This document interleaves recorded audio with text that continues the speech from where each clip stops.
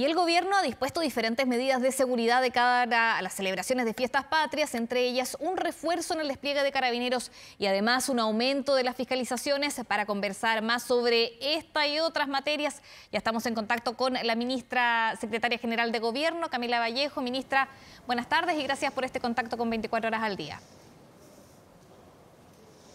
Muy buenas tardes, Valentina, y a disposición de contarle un poco cómo ha sido la preparación para estas largas fiestas patrias, porque va a ser una jornada extensa, ¿no? Así que esperamos poder darle un poco de información de utilidad pública. Sí, ministra, en ese sentido entendemos que mañana se entrega, se informa de un plan integral de fiestas patrias. Si nos puede adelantar alguno de los ejes que va a tener ese plan.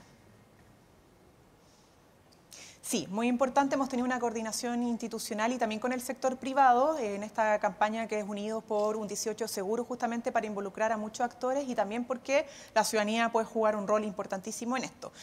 Yo puedo adelantar, diría 5 cosas principalmente. Uno, vamos a tener a disposición varios operativos policiales a nivel nacional, particularmente en la región metropolitana, pero en todas las regiones estamos hablando de 10.500, al menos lo que hemos contado hasta el momento.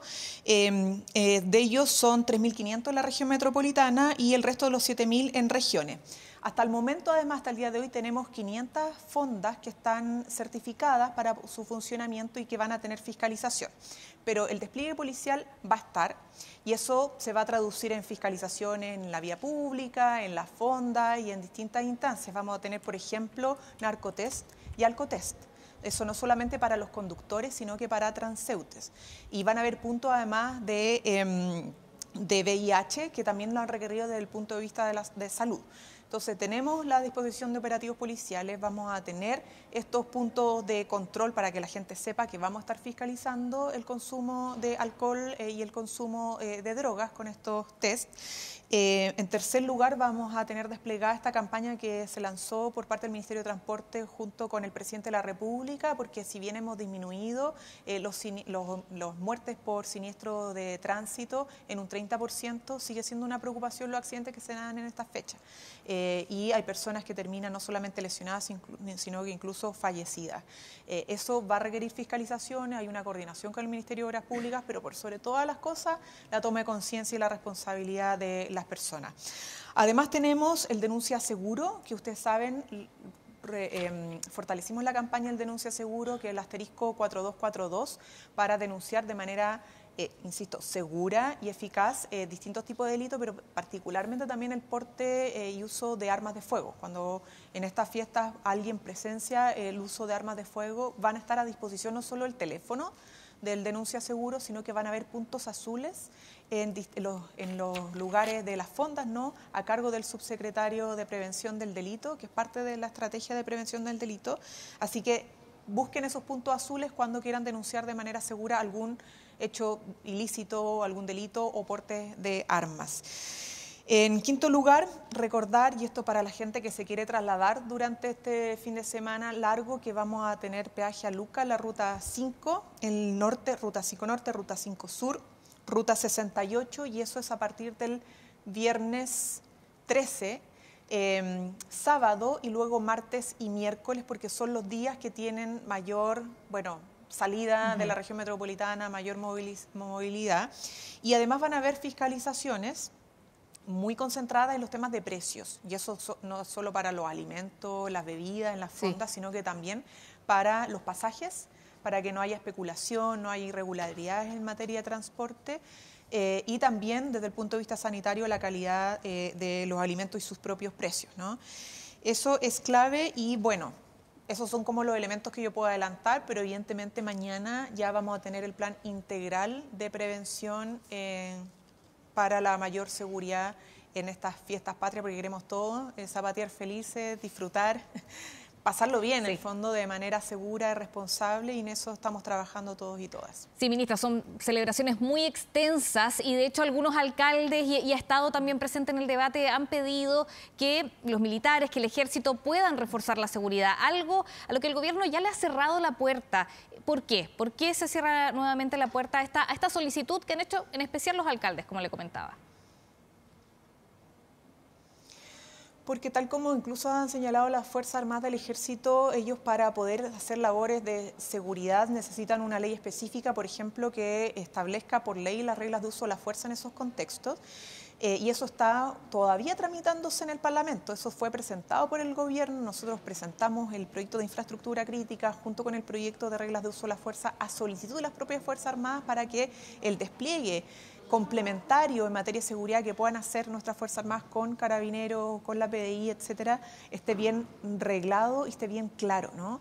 El mandato, las funciones, sus reglas de uso de la fuerza y por lo tanto no es que los descartemos a priori, solo que necesitamos una regulación para aquello, ¿no? Y por lo pronto tenemos un reforzamiento, como les decía, en materia de seguridad con policías, hay un trabajo coordinado entre las instituciones, se ha estado trabajando todos estos días para que evidentemente podamos tener la mayor cantidad de puntos cubiertos por parte de la policía.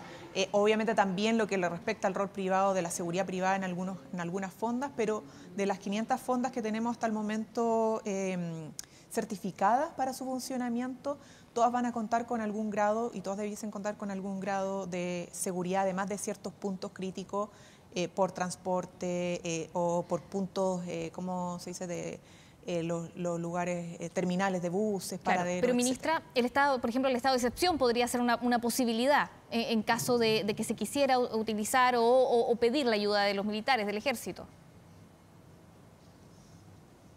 No, es que no. El problema de los estados de excepción, Valentina, es que ponen al mando de toda la seguridad al jefe de Defensa Nacional. Y la Jefatura de Defensa Nacional no es el control en materia de seguridad que se requiere para estas funciones, sino que tiene que tener un control civil, como hoy día, por ejemplo, tenemos, o de las propias policías, ¿no?, que son los expertos en materia de seguridad pública, como lo tenemos, por ejemplo, en la zona norte, que ahí sí tenemos un despliegue de infraestructura crítica.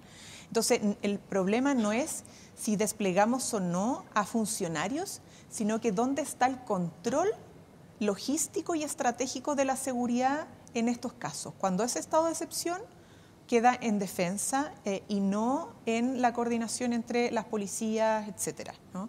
Y por eso hoy día, por más que algunos lo plantean, en todas las reuniones de coordinación institucional no se considera como lo más eficaz para el objetivo de seguridad que se está persiguiendo la herramienta de estado de excepción, sino que sería la de infraestructura crítica, pero el problema es que, claro, no está por aprobado. más urgencia que le hemos puesto, todavía no logra salir del Congreso Nacional. Ministra, y hablando del Congreso, ayer hubo una reunión en Cerro Castillo, bien importante, con justamente las comisiones de seguridad de ambas cámaras. ¿Cuáles son las conclusiones de esta reunión? Porque uno de los diputados se restó porque dijo que estas reuniones no llegan a nada. ¿A qué se llegó? ¿Cómo se va a avanzar luego de este encuentro? Bueno, yo lo que he visto es una valoración transversal de la reunión. Desconozco quién específicamente no quiso asistir hasta el momento, pero diputado Yonet. Pero en general los parlamentarios que asistieron, tanto de oposición como del oficialismo, valoraron muy positivamente la instancia. Al día de ayer, cuando nos preguntaban qué esperábamos de la reunión, esperábamos que fuera constructiva y al menos así fue, no solo porque da cuenta del liderazgo del presidente en estas materias, de su capacidad de escuchar, de capacidad de tomar nota de distintas alternativas y propuestas que se ponen sobre la mesa, más allá de los diagnósticos compartidos que pueden haber en materia de inmigración o crimen organizado. Y evidentemente yo no puedo adelantar en estos momentos qué caminos se van a tomar, qué propuestas se pueden recoger, etcétera, porque en eso es parte del trabajo que hace el Ministerio del Interior, que también estuvo con la ministra del Interior, Carolina Toá, en la reunión. Pero ya fue un gran paso, ¿no? Porque lo que necesitamos nosotros es que haya instancias constructivas, independientemente de las diferencias políticas, para enfrentar un objetivo común, que es el combate a la delincuencia, el narcotráfico, dar mayor ordenamiento en el tema de la migración y, por lo tanto, tener un territorio y nuestros barrios más seguros. Ministra Vallejo, la quería llevar a otro tema porque se espera para las 5 de la tarde que la Fiscalía entregue las copias de los chats de Luis Hermosilla a su defensa. Y acá la pregunta es si en el gobierno hay tranquilidad respecto de esta entrega de información. Se supone que la defensa va a seleccionar y dar a conocer algunos de los diálogos que tuvo Hermosilla con varias figuras, sobre todo de la Fiscalía, del mundo de la justicia. Pero hay tranquilidad en el gobierno, y le pregunto también porque Luis Hermosilla fue abogado, alcanzó a ser abogado por algunas semanas del jefe de asesores del segundo piso de La Moneda, de Miguel Crispi. Claro, primero sí, hay tranquilidad del gobierno, lo hemos dicho, y sobre todas las cosas que hoy día el Ministerio Público, la Fiscalía ha abierto distintas líneas de investigación y a nosotros nos interesa, yo creo que como a muchos de nuestro país o a todos, que esas líneas de investigación lleguen hasta las últimas consecuencias, ¿no? En esta máxima que hemos dicho que es caiga quien caiga, porque al final la corrupción termina dañando la democracia y por lo tanto que se investiguen estos hechos, que se llegue a establecer las responsabilidades en los distintos tipos de delitos posibles que están configurados y por lo tanto también las sanciones que estén a la altura, evidentemente, de las infracciones y los delitos cometidos. En segundo lugar, desde público conocimiento que el abogado Luis Hermosilla fue efectivamente abogado del asesor Miguel Crispi unos días antes, o sea, durante unos días hasta que se conoció el posible vínculo de Luis Hermosilla con delitos asociados a corrupción. Inmediatamente el asesor puso término a ese patrocinio como abogado y además no hubo ningún pago de por medio por ese trabajo que duró unos días antes de que se conociera el caso cuestión, ¿no? Por lo tanto, eso es de público conocimiento, información que se ha dado y en el resto obviamente hay total, o sea, en esto y en el resto de los elementos hay total tranquilidad por parte del gobierno. Somos los más interesados en que esto llegue hasta las últimas consecuencias, ¿no? Y el presidente lo ha dicho, nuestra ministra del Interior, nuestro ministro de Justicia. Es grave lo que ha pasado y de interés público porque los delitos que se están investigando tocan no solo una institución, han tocado distintas instituciones que hoy día tenemos que proteger, fortalecer, porque son importantes en una democracia y en un Estado de Derecho. Entonces, esto no se trata ni de las militancias, ni de dónde provienen, se trata de dar una señal de mayor fe pública, de que hay justicia y de que vamos a ser capaces de investigar hasta las últimas consecuencias del delito de corrupción, aunque toquen incluso instituciones asociadas al sistema de justicia.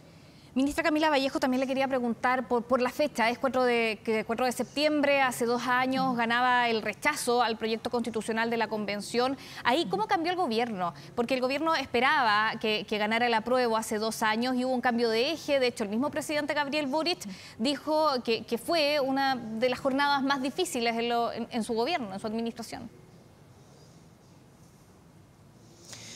Sí, bueno, a ver, yo diría varias cosas. Lo primero es que en Chile tuvimos primero un plebiscito donde la ciudadanía aprobó la necesidad de tener una nueva constitución y luego rechazó 2 plebiscitos que proponían cambios a esa constitución, ¿no? A la constitución que nos rige. Ambos fueron rechazados, ¿no? Entonces esto no se trata solo de ver una parte de la realidad, sino que ver la realidad completa.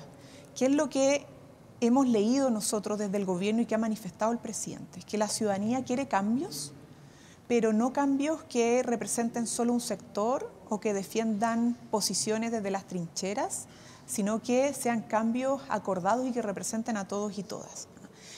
¿Y cambios graduales o no, ministra, según el informe del PNUD? Cambios y graduales, efectivamente. Además, cambios graduales, queremos cambios en materia social, en materia de seguridad, queremos cambios en materia de equidad de género, en combate a la pobreza, en fin, cambios muchos que probablemente son muy de fondo, ¿no? Pero que sean graduales para que esto no genere incertidumbre, sino que certezas que se van a aplicar de manera responsable, o sea, progresivas, ¿no?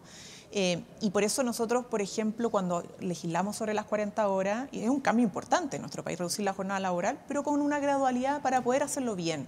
Lo que estamos proponiendo, por ejemplo, en materia de pensiones, es un cambio importante para subir las pensiones de nuestros actuales y futuros jubilados, pero también tiene una gradualidad.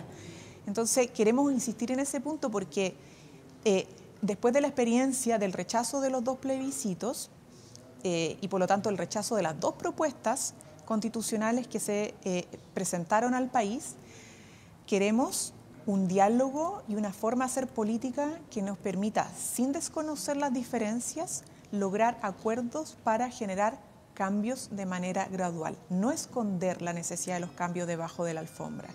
Y los cambios están asociados a mayor justicia social, mayor igualdad, mayor certeza, mayor protección social, mayor seguridad, mayor equidad de género, en fin, o sea, son temas que tenemos que seguir abordando y para eso estamos trabajando este mes, por ejemplo, solo para terminar, Valentina, nosotros vamos a insistir en la reforma previsional, que debería despacharse el Senado en el mes de enero, sino que también vamos a presentar, por ejemplo, el proyecto de ley que pretende terminar con el CAE, porque también entendemos que uno de los principales agobios de nuestra población es el sobreendeudamiento, en este caso además por algo que debería ser un derecho, que es el derecho a la educación.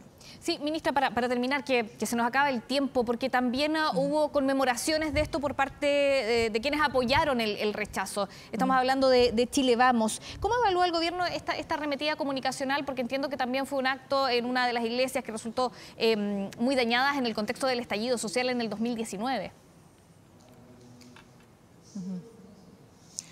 Bueno, tienen derecho a hacer los distintos actos y evaluaciones de lo que fue el plebiscito del 4 de septiembre, pero también es importante, Valentina, lo que decía, de ver el panorama completo, porque luego la propuesta que se promovió por parte de Chile Vamos en el segundo plebiscito también fue rechazada. Entonces todos tenemos que sacar un aprendizaje de lo que fue todo el proceso, ¿no? Por eso ponía en perspectiva primero un plebiscito de entrada y después 2 plebiscitos de propuestas constitucionales que fueron tajantemente rechazadas por la ciudadanía. Y la última era la promovida por el sector que hoy día está celebrando el primer rechazo. Obviamente dudo que van a celebrar el segundo rechazo, pero al final no se trata de si celebramos o lamentamos, sino que de sacar una reflexión para beneficio de la ciudadanía que, insisto, todavía espera, anhela cambios con gradualidad, pero quiere un mejor país, quiere transformaciones, no quiere simplemente cambios cosméticos, quiere cambios y eso implica que pasemos de esa reflexión necesaria a una acción coherente, que demuestre en la práctica la voluntad del cambio, ministra, y por lo tanto la construcción de acuerdos para materializar esos cambios hoy y no en 10 años más. Ministra, ¿hay un cálculo político con miras a las elecciones de octubre para usted? No sé, no quisiera atribuir una intencionalidad de cálculo político en la oposición. Lo que yo creo que sí es importante decir desde el gobierno es que es importante que todos los sectores hagamos una reflexión completa del panorama, porque justamente la ciudadanía espera que la elección no sea parcial, sino que sea completa, ¿no? Y que no repitamos, por lo tanto, la misma historia, decir, ustedes perdieron, y nos quedamos con eso y no entender que también después otros perdieron, ¿no? O sea, al final esto no se trata de si perdiste o no perdiste, se trata de que Chile merece más, ¿no? Y Chile merece que el mundo político, independientemente de las diferencias y sus posiciones, logre mínimos comunes que den resultado para beneficio de las personas, no pensando solo en el sector y cómo quedan electoralmente. Yo no sé si es posible atribuirlo, no lo haría, pero sí diría que es importante una reflexión completa del proceso. Bien, ministra Camila Vallejo, muchas gracias por esta conversación con 24 horas al día. Que tenga una buena tarde.